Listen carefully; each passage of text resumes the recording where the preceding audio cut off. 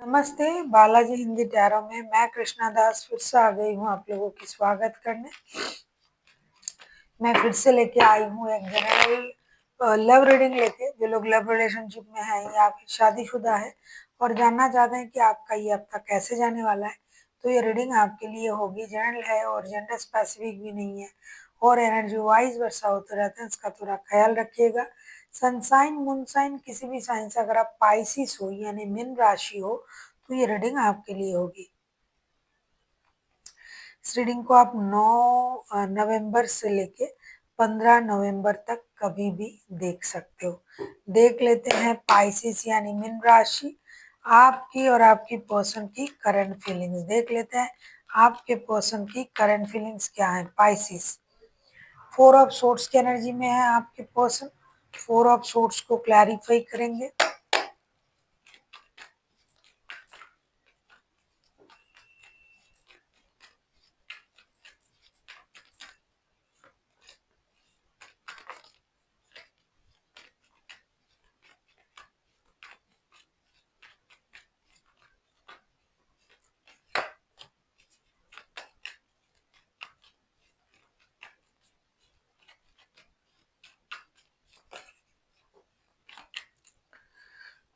ऐसा लगता है बहुत सारे पाइसिस का जो है नो कांटेक्ट वगैरह चल रहा है।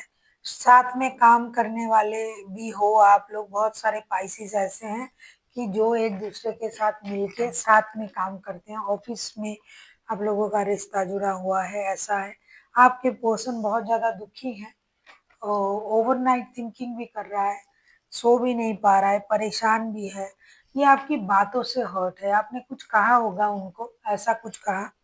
5 of cups, 3 of pentacles and king of swords के कार्ड आए हैं। आपने कुछ कहा उनको जिस बात से ये परेशान है कि आपने ऐसा उनको कैसे बोल दिया। अब ये बहुत ज्यादा परेशान है, अपने आप को अकेला रख रहा है, दुखी है। कभी कभार उनके मन में ये भी आ रहा है कि किसी की मदद से एक बार बात करके देख लेते हैं कि क्या हो। उन्होंने जो कहा ये दिल से कहा या फिर यूं ही कह दिया। कभी कभी उनको ये लग रहा है नहीं, जैसे काम करते हैं काम करें, रिश्ते के लिए बोलने की जरूरत नहीं है। देख लेते हैं आपकी करंट एनर्जी क्या है पाइसिस।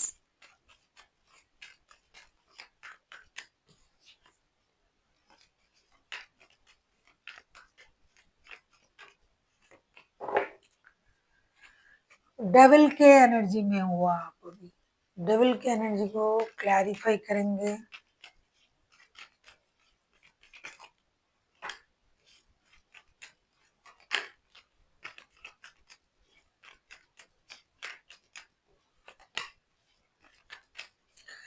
ये बहुत सारे लोग हैं जिनका रिश्ता वर्क प्लेस में जुड़ा हुआ रिश्ता है और आप जो हो पाइसिस, थोड़ा सा आप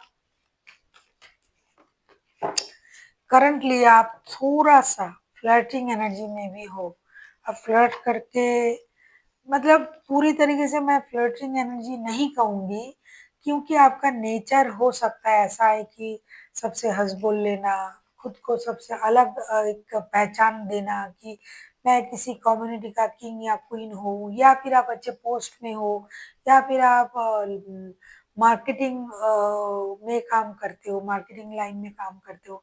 इसकी वजह से आपका जो गेटअप है, आपका जो रहन सहन है, वो लोगों को आपके प्रति अट्रैक्ट करता है। आपकी बातें अच्छे होंगी तो ऐसा लगता है कि एक तो आप ऑब्सेस्ड हो इनके प्रति, इस रिश्ते के प्रति आप ऑब्सेस्ड हो और आपने शायद अपनी तरफ से इस रिश्ते को सही करने की कोशिश पहले भी किए थे, आप भी कर रहे हो और आप हिम्मत भी रख रहे हो कि किसी भी तरीके से रिश्ता सही हो जाए। लेकिन इसका मतलब ये नहीं आप अपनी इमोशन को कंट्रोल कर रहे हो, इसका मतलब ये नहीं कि आप किसी से हंसोगे नहीं, किसी के साथ बोलोगे नहीं। वो आप कर रहे हो जिससे आपके पर्सन को और तकलीफ हो रहा है कि अरे क्या है, मेरे से बात नहीं हो रहा है, ये तो बहुत खुश है। लेकिन उस हिसाब से आप नहीं कर रहे हो कि उनको जलाना है, कुछ दिखाना है। आप अपने नेचर से परेशान हो कि मैं हुई ऐसा, मुझे सबसे बात करना अच्छा लगता है। लेकिन आपके मन में उनके लिए जो प्यार है, जो स्पार्क है वो है, जो अट्रैक्शन है वो है, लेकिन अब आप अपने सोच को स्टेबिलिटी देना चाहते हो, एक पंख देना चाहते हो कि भाई क्या करें, ये मुझे समझ नहीं पा रहे, तो मुझे भी तो आगे बढ़ना है। तो आप उस तरीके से सोच रहे हो, स्टेबल सोच के साथ आप आगे बढ़ना चाहते हो। आपके मन में ये इंसान है, ऐसा नहीं कि आप इनको भूल गए हो, और आपने अपने तरफ से कोशिश भी किया होगा इनको समझाने की। लेकिन एक बात कहूँ, जहाँ शक आ जाता है ना, वहाँ रिश्ते अपने आप खराब हो जाते हैं। शक बहुत बुरी चीज है। देख लेते हैं आपके पर्सन चाहते क्या हैं।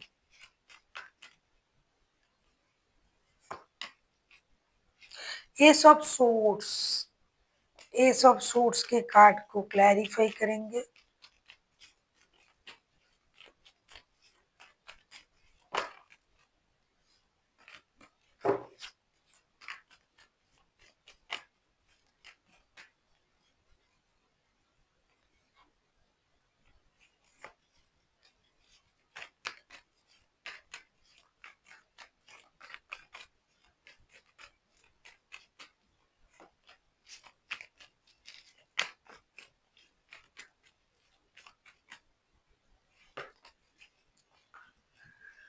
एस ऑफ सोर्स को क्लैरिफाई करेंगे queen of wands, ten of wands and hermit के साथ।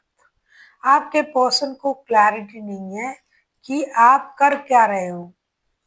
ये स्टक है, इनको ये रिश्ता बोझ लगने लगा है। हालांकि आप लोगों का बहुत पुराना रिश्ता है, और आप लोग जो है एक दूसरे के साथ रिश्ते में जुड़े हुए रहते हो, लेकिन ये हमेशा जो है आप रिश्ते अपनी मर्जी से चलाते हो, इसका भी प्रॉब्लम है उनको। उनको लगता है कि आप हमेशा रिश्ते में अपनी मनमानी करते रहते हो। My way is the highway type की एनर्जी में आप रहते हो। आप अपनी पोस्ट का फायदा उठाते हो, अपनी पोजीशन का फायदा उठाते हो। इनके सोच में क्लैरिटी नहीं है, इसीलिए आगे भी रिश्ते को स्टक रख के आगे बढ़ रहे हैं, क्योंकि इनके सोच में क्लैरिटी नहीं है। ये चाहते हैं कि रिश्ते में एक क्लैरिटी आए, आप चुप ना रहे, आप आगे बढ़े, रिश्ते को इस तरीके से खराब ना करे, बोझ की तरह रिश्ते को आगे ना बढ़ाए, रिश्ते को स्टेबिलिटी के साथ, क्लैरिटी के साथ आगे बढ़ाए। आप किसी वर्गो के साथ, किसी कैप्रिकॉन के साथ भी डील कर सकते हो, पाइसिस। देख लेते हैं आप क्या चाहते हो। जब किसी को रिश्ते की सच्चाई नहीं पता होता, तब वो परेशान रहते हैं, ये सच है।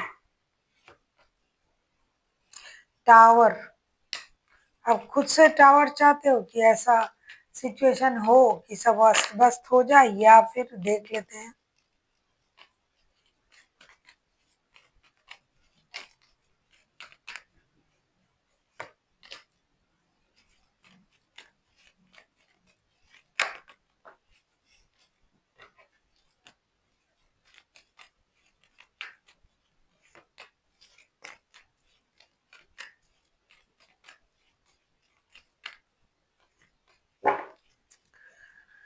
बॉटम ऑफ द डेक में आया है टेम्परेंस के कार्ड। आप कंफ्यूजन में हो, आप रिश्ता बैलेंस करना चाहते हो। टावर के कार्ड को क्लैरिफाई कर रहे हैं।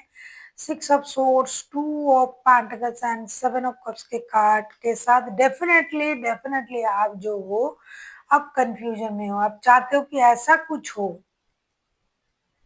जिसके बाद या तो रिश्ता बैलेंस हो जाए, या तो हम रिश्ते छोड़ के चले जाए, या फिर रिश्ते की जो सच्चाई है वो बाहर आ जाए। आप कंफ्यूजन में हो, आप इंडिसाइसिव हो, आपको करना क्या है। आप आगे चल के चाहते हो कि रिश्ते में क्लैरिटी आए, और ऐसा कुछ हो जिसके वजह से अपने आप सच्चाई बाहर आ जाएगा कि सच क्या है, झूठ क्या है। आप पेशेंस रख रहे हो, बहुत पेशेंस के साथ आप इस रिश्ते को हैंडल करना चाहते हो कि फिर भी हम देखेंगे, फिर भी हम थोड़ा सा पेशेंस रखेंगे, फिर भी हम कोशिश करेंगे कि रिश्ते सही हो जाए, आगे देखते हैं क्या होता है। आप चाहते हो कि डिवाइन इंटरवेंशन हो, आप चाहते हो कि सच्चाई बाहर आए। कुछ भी हो, रिश्ते जो जिस तरीके से बिखर चुका है, आप भी इसके सच्चाई तक जाना चाहते हो।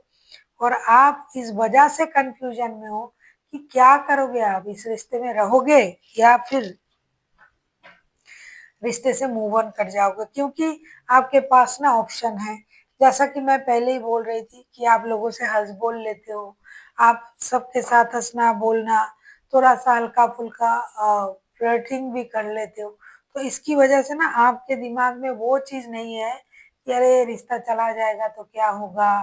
आप इस इंसान को भूले नहीं हो, आगे भी नहीं भूलोगे, लेकिन उतना और आपसे नहीं हो रहा है कि भाई और कितना ईगो मसाज करे एक इंसान का।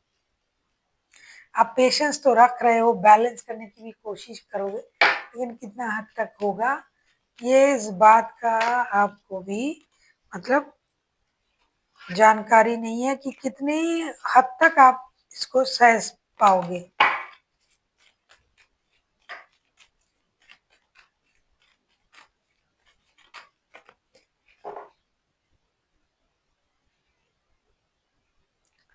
देख लेते हैं outcome. Three of cups third party है रिश्ते में। थ्री ऑफ कप्स के कार्ड को क्लैरिफाई करेंगे। ऐसा लगता है कि आप लोगों का रिकॉन्सिलेशन भी होगा विथ थर्ड पार्टी होते हुए भी, परेशानी होते हुए भी आप लोगों का ना रिकॉन्सिलेशन होगा। किसी लड़ाई झगड़ा होगी, फिर आप लोगों में जो है, जैसा कि आप चाहते थे ना कि डिवाइन इंटरवेंशन हो जाए, डिवाइन आ जाए आप लोगों के रिश्ते में और चीजें सही कर दे, तो वो होगा। ये जो लड़ाई झगड़ा होगा ना, ये एक प्यार का जो टकरार होता है वही होगा, और रिश्ते फिर बैलेंस हो जाएंगे। ऐसा हो सकता है कि आप किसी पार्टी में उनको मिलो, जॉइन करो फिर से, कि वो आपके साथ किसी पार्टी में मिलेंगे, किसी ऐसा कॉमन फ्रेंड होगा जिसके द्वारा बात होगी। तो किसी भी तरीके से कहीं पार्टी में मिलना, किसी की वजह से मिलना, तो ये मिलना तो होगा, और रिकॉन्सिलेशन भी होगी और लड़ाई भी होगी। देख लेते हैं एंजल की गाइडेंस आपके लिए।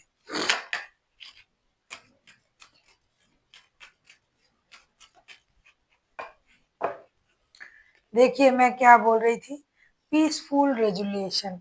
पीसफुल रेजुलेशन तो होगा ना, आप दोनों एक दूसरे को समझ जाओगे, जो भी दिल की भड़ास है वो खोल के आप बोलोगे एक दूसरे को, फिर आप मिलोगे भी। ये मैंने शुरुआत में ही रिकॉन्सिलेशन में ही कहा था, मतलब म्यूचुअल एनर्जी में ही कहा था, और डिवाइन का इंटरवेंशन हो रहा है आप लोगों के रिश्ते में, तो एक पीसफुल रेजुलेशन तो बनता है।